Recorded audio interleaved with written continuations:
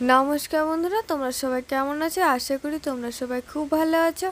Cooking village ফুডে তোমাদের সবাইকে স্বাগত জানাই।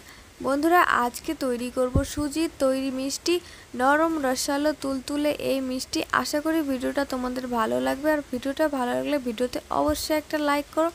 তাহলে চলো সুজি দিয়ে এই নরম রসালো তুলতুলে মিষ্টি তৈরি করার জন্য আমি কি নিচ্ছি। প্রথমেই এখানে আমি 2 কাপ গরুর দুধ নিয়ে নিয়েছি। তারপরে দিয়ে দিলাম 1 চামচ ঘি, খুব ভালোভাবে মিশিয়ে নেব।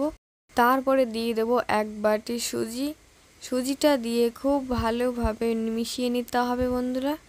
আর হ্যাঁ বন্ধুরা, আমি কিন্তু গ্যাসের ফ্লেমটা কিন্তু এখনও জ্বালাইনি। গ্যাসের ফ্লেমটা এখন জ্বালিয়ে দেব। আর দেখো এইভাবে অনবরত নেড়ে নেব। নেড়ে নেড়ে একটা সুন্দর সফট ডোয়ে তৈরি করে নেব। দেখো বন্ধুরা, এইভাবে নেড়ে নেড়ে কিন্তু সুন্দর একটা ডোয়ে তৈরি করে নিতে হবে। আর হ্যাঁ বন্ধুরা, এখন কিন্তু আমি গ্যাসটা জ্বালিয়ে দিয়েছি।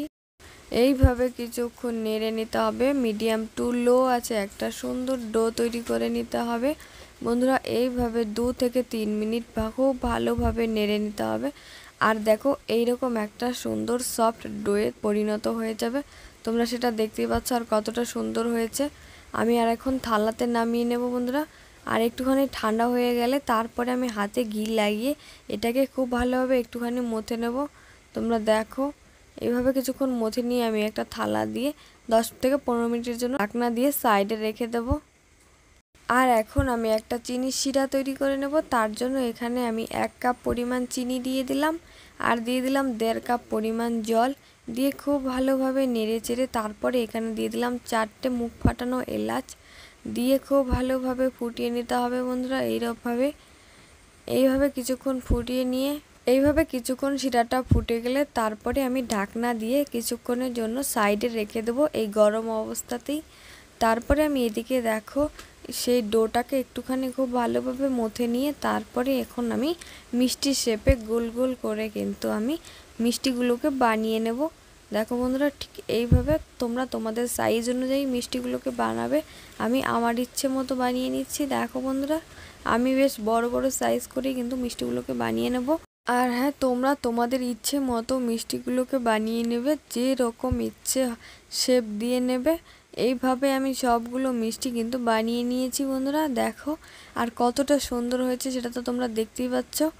দেখো বন্ধুরা, সবগুলো মিষ্টি কিন্তু আমার বানানো হয়ে গেছে। আর দেখো কতটা সুন্দর হয়েছে সেটা তো তোমরা দেখতেই পাচ্ছ।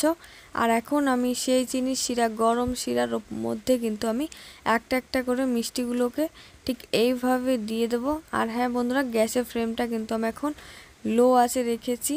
আর এইভাবে আমি সবগুলো মিষ্টি দিয়ে দেবো।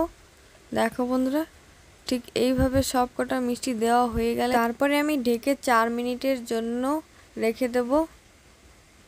4 মিনিট এইভাবে ভাপিয়ে নেওয়া হয়ে গেলে তারপরে আমি ঢাকনা খুলে একটুখানি উল্টে পাল্টে দেব। আর হ্যাঁ বন্ধুরা, এই কাজটা কিন্তু খুব সাবধানে করতে হবে, না হলে কিন্তু মিষ্টিগুলো ভেঙে যেতে পারে। খুব হালকা হাতে আস্তে আস্তে সবগুলো মিষ্টি কিন্তু আমি নেড়ে দেব। আর দেখো বন্ধুরা, কতটা ফুলে উঠেছে।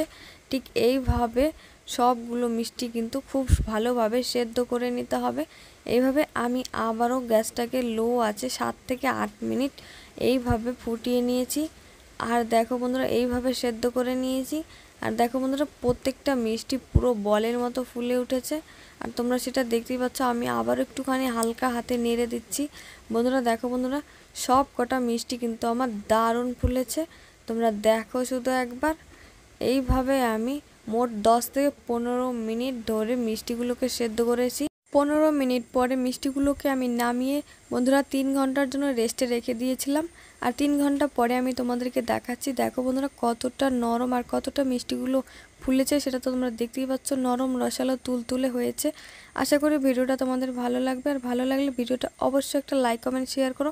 আর প্লিজ চ্যানেলটিকে সাবস্ক্রাইব করে দেওয়ার অনুরোধ রইল। তোমরা সবাই ভালো থেকো, সুস্থ থেকো।